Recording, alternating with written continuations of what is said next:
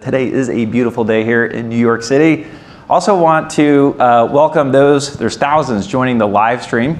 There's a lot of watch parties happening right now. Shout out to all the amazing Impact.com employees as well who couldn't be here in person. So excited to jump into it with you guys. So I just want to dive right in and hang with me because I got a lot to say, but I think you guys will agree with some of the trends I'm going to point out. I want to talk about this pivotal shift that's been taking place that affects all of us as marketers. I'm going to kind of tell you why I think that. We're all familiar with the AIDA funnel model that we've been taught as marketers: awareness, interest, decision, action. But there's a problem here. This model assumes that once a customer has made a purchase, your job as a brand is done, right? You think the journey's over and that you don't need to deal with them anymore. You don't need to prioritize them. You as a marketer as a business, you've won the sale, but the reality is today, you're not done. Today's marketing funnel, I would argue, now looks more like a circle or a journey that's cyclical in nature. And these stages have expanded to include discovery, research, engagement, conversion, retention, and crucially, advocacy. Advocacy, which refers to when customers share their experiences about your product on social media or through word of mouth, it actually influences new buyers to enter the discovery stage, and it has the power to influence your next round of customers. And the impact of this post-purchase behavior, it just can't be ignored today. So even if you were to add these new stages to the traditional funnel, as a lot of modern marketers have started to do, it still doesn't account for that cyclical loop that customer advocacy creates. It doesn't account for the fact that the flywheel can start to feed itself. So once again, with this kind of model, you might feel that you've won, but you're no longer done at this point anymore. This circular concept is important because it aligns with modern customer behavior. Because as Vogue Business put it, consumption today is an infinite loop of inspiration, exploration, community, and loyalty. Consumption and purchase decisions, they're no longer neatly driven and controlled by the brands who used to directly guide consumers through their path to purchase. And I would say the good news for all of us as consumers at least, it's now driven by partners or potential partners of brands. Purchasing decisions are now driven by other people talking about your brand. It's no longer driven by brands talking about themselves. That's the category of advertising, right? In the channel of partnerships, which we're here to talk about today, it's a more relevant experience for the modern consumer. Partners, which includes creators, publishers, other businesses, even your customers, they are the ones talking about your brand. And the opportunity is to cultivate these relationships and turn them into true partnerships for your business. And this is important because partners truly touch every buying stage in this expanded model now. Let's talk about the Oura Ring, for example. Some of you may know it's a wearable device. It's used to track sleep, activity, stress. A potential buyer sees a creator's video, introduces them to the brand. They love it. They love the idea of it, the look, the functionality. And so what do? You dive into your own research, right? You're uncovering reviews from trusted media publishers or other creators on YouTube. Their interest is piqued, so they're going to follow that brand on social media where they're consistently engaging with UGC and other creator content. They're just about ready to pull the trigger, but the high price point is causing them to hesitate until a cashback reward helps seal the deal and they click purchase. I see Walt sitting over here, by the way. Say hi, Walt. Once they receive the ring, they realize that there's even more that they can gain from the app subscription, including through brand-to-brand partnerships like this one with Headspace, which helps them to meditate to improve sleep and stress. And then finally, with the Refer a Friend program, they're incentivized to share how much they love their ring with their family and friends. This is the partnership economy in action. And successful up-and-coming brands are renewing and rewriting how they go to market accordingly. They aren't just starting at that top of funnel awareness block anymore with traditional advertising. Instead, they are ensuring that they have partnership commerce content in places that realistically the buyer searches right from the start. Innovative brands ensure that they have a critical mass of independent reviews and commerce content up front so that by the time they advertise, they have other sources validating their claims. And the beauty is that partnerships can span multiple marketing stages and ensure that target audiences find high quality information about brands no matter where they are in today's buyer cycle. When talking to Ian McGlumphy from Apollo Neuro and Brooke Cullison from Liquid IV on the Partnership Economy podcast, they both emphasize this exact strategy, stressing the idea that people want to learn about their brands from someone else.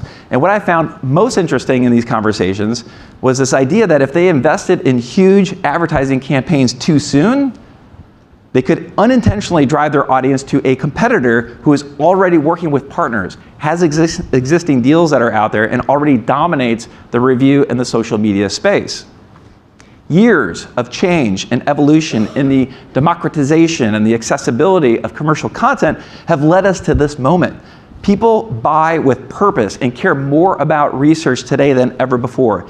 They have the tools that are in front of them to share their passions online in exchange for, it started with social currency and now it's moving towards monetary currency as incentives for them to do this, right? And it gives all of us more access to more information and reviews than ever before.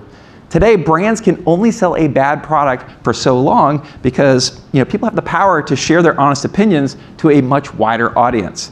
You've heard this before, but I think it's worth repeating. Today, people demand truth, transparency, and authenticity. And understanding this new way of consumption is key to brand growth, especially as you try to capture new generations. And the data backs us up. In a recent survey, 80% of Gen Z agree that they are exposed to more brands and advertising than any other generation. And the majority of them think that brands often lie about their products and services. 70% of Gen Z and almost as many millennials only trust a brand after conducting their own independent research.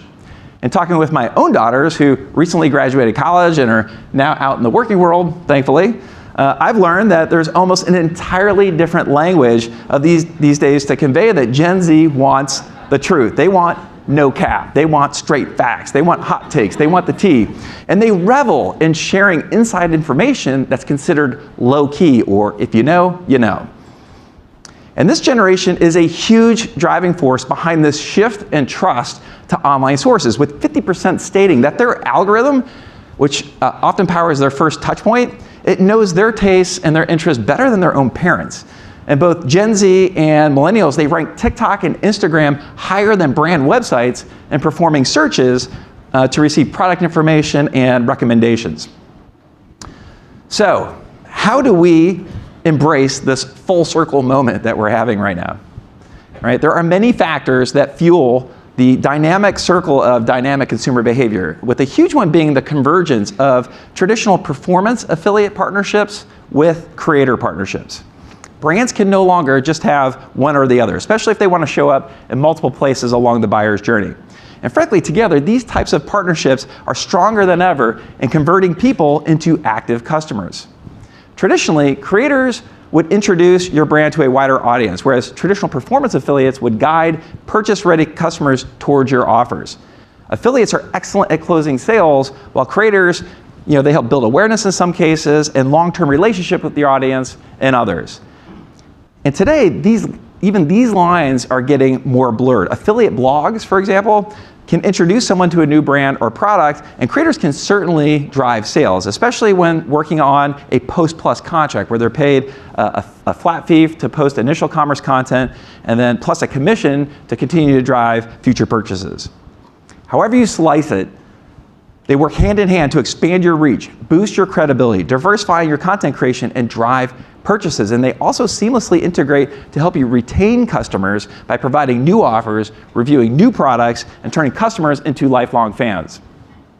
Just a final pro tip regarding this trend towards converging partnership teams. I want you to think about how partnership teams are structured at your company to ensure that you aren't siloed by partnership types. Strong teams have a big picture understanding of all the KPIs required to measure performance, including engagement metrics, sales, and a complete view of the buyer's journey.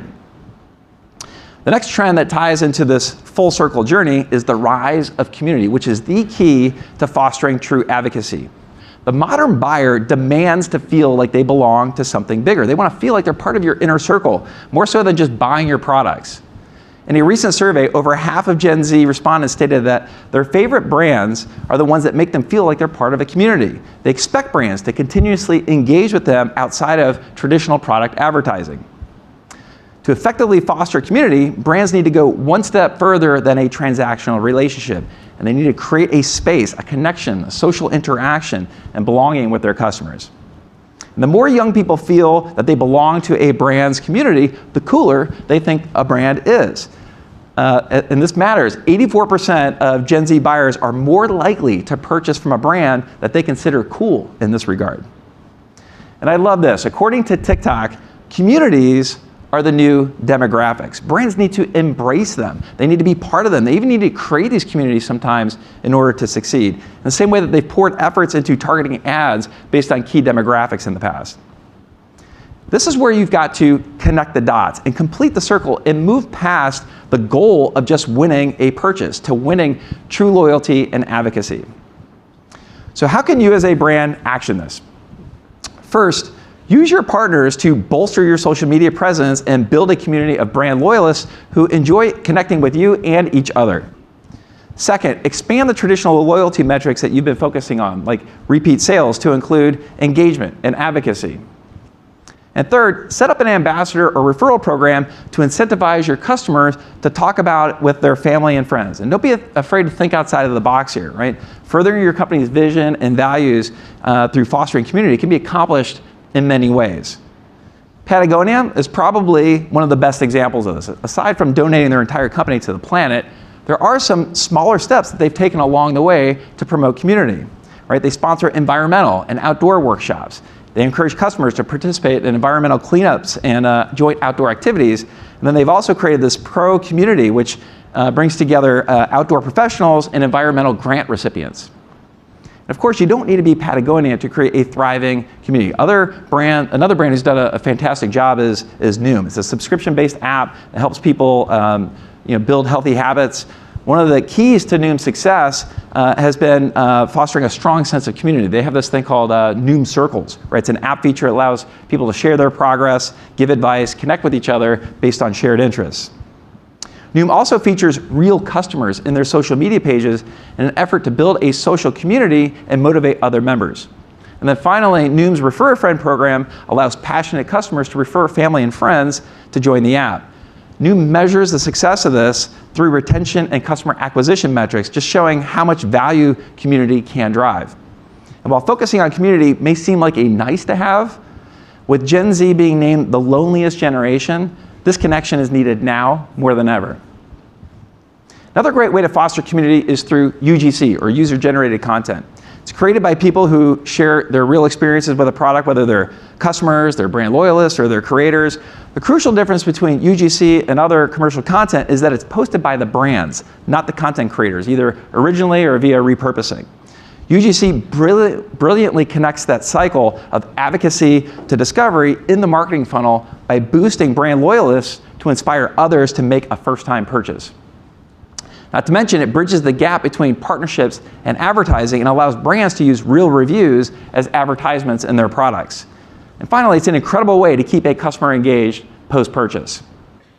Given that UGC is built on being authentic, unpolished, and a representation of people's real experiences, it's no surprise that visitors who interact with UGC in some way see an increase of 100 times higher conversion rate compared to other channels. Okay, if you want to take advantage of this strategy, your partnership content is a great place to start. Ensure that your partnership terms allow for licensing rights to the content after a campaign ends, so that you can repurpose the content into UGC and even paid ads, meaning that after working with the creator on a typical partnership basis, you should be able to reuse the content into your own channels and to your own campaigns.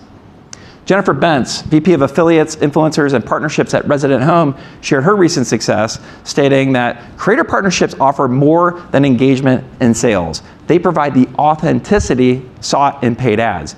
By shifting perspective, we harnessed user-generated content to boost sales through paid media.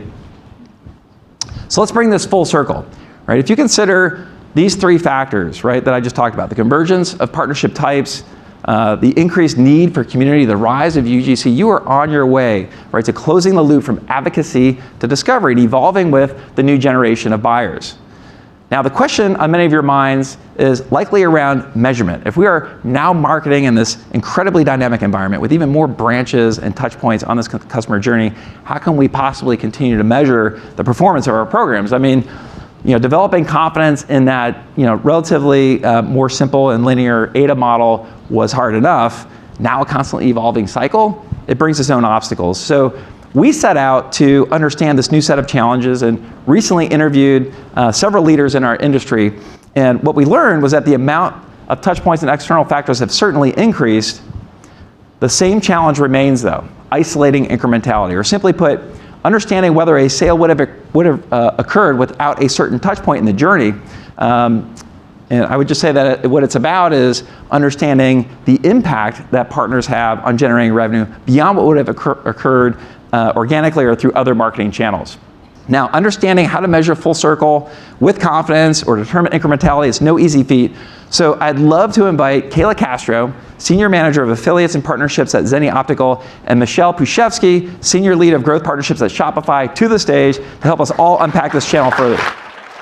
I thought we could just kick off with maybe just a brief introduction of yourselves, right? A little bit about your experience, company that you work for, your role there, just to kind of get us started. Kayla, maybe starting with you? Yeah, I'm Kayla. I run the affiliate channel for Zenni Optical. We're a 21-year-old e-commerce eyewear brand on a mission to make the world see better affordably. So.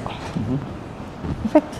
I'm Michelle Pushevsky. I lead the affiliate channel at Shopify. If you haven't heard of us, we're the largest global e-commerce platform and the fastest checkout. And we work with partners to drive new merchants to start their stores on Shopify. I think we would all agree that measuring the performance of campaigns, regardless of how complicated, it's super important, right? It gives us confidence to continue to invest in marketing. I consider it an investment, not a cost, right? Because you're investing to kind of get a return on sales, et cetera. I thought it'd be good to just start with just your overall philosophy. Let's start at a high level. Your overall philosophy and approach to measurement, especially considering this new dynamic that we're in. Maybe starting with you again, Kayla. Yeah, I definitely start with more of a multi-touch attribution type philosophy, where more and more I'm seeing multiple channels involved in a conversion path, and even multiple affiliates, now that we have affiliates in our program that are all across the funnel. So that's not to say that each touch point has equal value. It's really important to understand which touch points have the most influence in getting a customer to convert. But even beyond that, understanding what the return on investment is. Sometimes it's not all revenue. Sometimes there are partners or even channel combinations now that we're finding that increase new customer conversions versus return customer conversions, or increase customer lifetime value, or even help.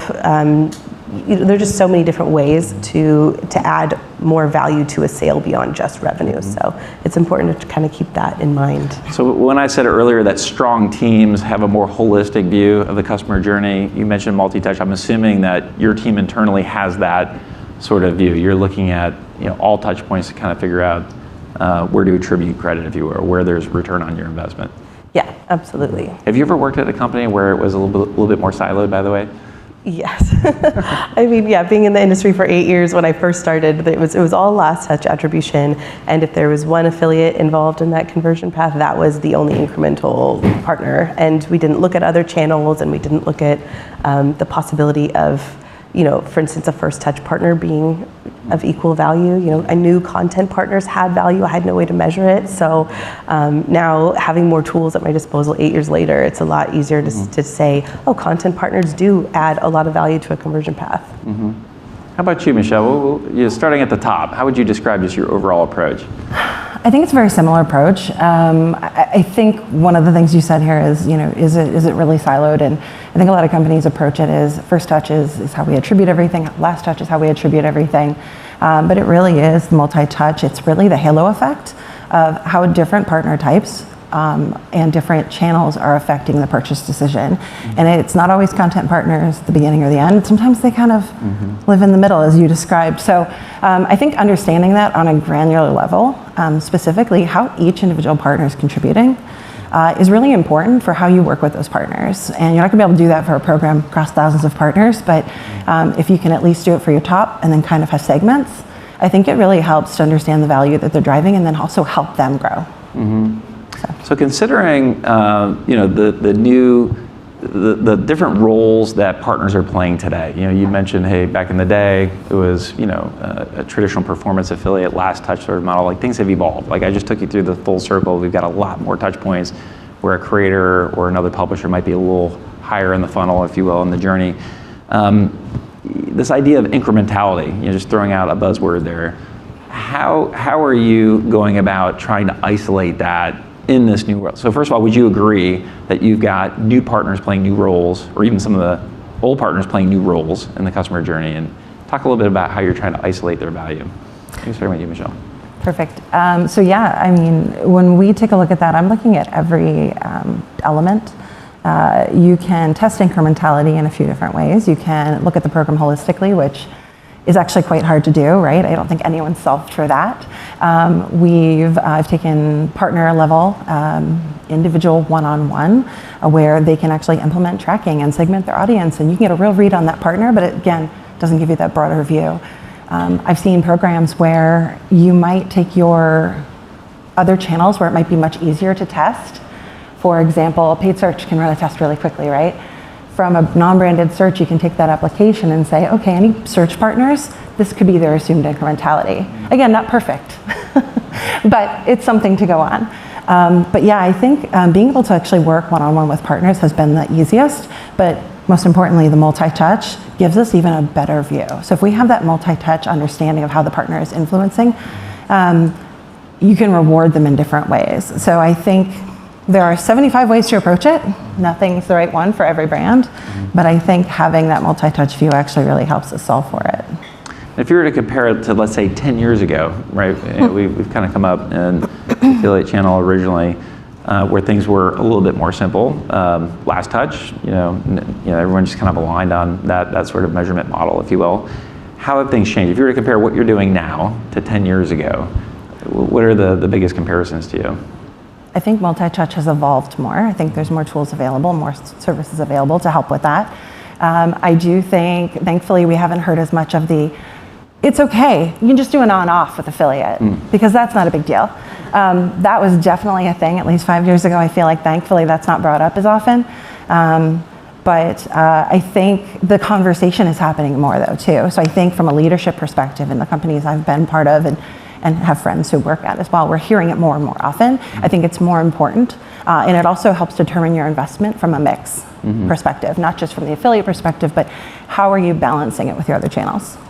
Yeah, there's definitely so many ways. I mean, there's just so many tools available now versus even 8-10 years ago. So we have, even within the company as a whole, there are at Zenni at least, we're looking at incrementality indexes, MMMs, multi-touch attribution models. We're looking with our data team to actually visualize some of the impact reporting that we're getting, like top paths, and make it more widely applicable to other departments. And there's so much information, so much data we can play with, but it's so important to know what the purpose of each one is. Some are really great at helping us determine how to allocate budgets. Some are really great at helping to determine incrementality, but they don't touch on affiliate. So it's nice to have someone in the room to ask about affiliate, because sometimes they'll say, yeah, of course, we'll test and measure and absolutely tell you where's incremental value, and it's really difficult to measure with an affiliate. Michelle and I were at an event late last year with our agency partner, Acceleration Partners, kind of an intimate setting with a number of brands together, and I was surprised at how big of an issue measurement in general is. And I think we would all agree that it's complicated. It's always been complicated, and it's gotten more complicated. For all the reasons that we just talked about, but I'm just kind of curious, like, what are some of the biggest challenges that you see still kind of in your way to continuing to gain more and more confidence in how you're measuring to verify your investments? I mean, it's so hard with affiliate partners, especially content and creators, to do even something like an A/B test. If someone's creating a piece of content, on TikTok, it's really hard to be able to only show it to half their audience and show a different piece of content to another. It's impossible to do. So there are some partners in the affiliate space that are able to do incrementality testing or isolate geos or run an A/B test for an email. The trick is finding the partner who's willing to take that risk. I think sometimes affiliates can be a little worried that maybe the incrementality test will make them look bad, or they might lose some resources from the brand. But if you're really approaching it from like a partnership perspective, being able to say, if the incrementality test shows that it's only 5% incremental value that you're bringing, let's test. Let's do this together. Like let's figure out, how do we approach your audience from a different perspective? Do we need new creative, new messaging, and really understanding that this is like a really full approach to a partnership. We're all in this to like elevate the brand and get the consumer at the end of the day. Yep. What would you say, Michelle? What are some of the challenges? I was going to say, I have to agree. That's always been the challenge. I think finding partners who own their audience enough to the point where they can even segment on-off for your brand on their channels, and more holistically too. So you can do it maybe on the site, but you can't do it in all the email campaigns that go out or in a toolbar. So it's kind of hard to find partners that do have that capability. And like you said, the content partners, they definitely don't have full control over that. I think also just getting some of the metrics. Honestly, getting some of the internal metrics, I think, I don't know about you guys, resources, getting R&D resources internally. Sometimes it's not as smooth as you'd like. I'm sure there's things, everyone has projects out there waiting. And getting some of those data signals is sometimes a challenge. From a company internal perspective, even though you need them and it's going to move the program forward, I think those are challenges I run into. Yeah, yeah.